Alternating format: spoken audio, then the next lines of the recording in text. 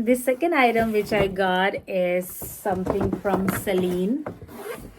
Again, we don't have Celine in Mumbai, India. So this particular item I wanted to buy from Celine.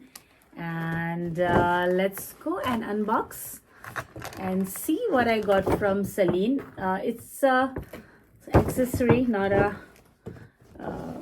bag. So let's see what I got here. Let's open it. Ta-da! This is the cap I wanted from Celine. So it has their tag in it. And yeah, so this is the second item I got on the first day in Paris. So I really wanted this particular hat cap, and yeah, so I'm excited. I want to wear it tomorrow and go around and roam the city.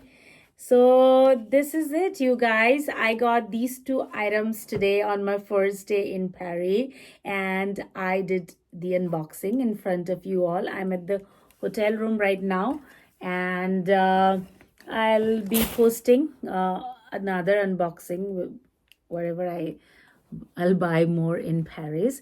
So until then, you guys have a good one and take care of yourself. Bye. Salut.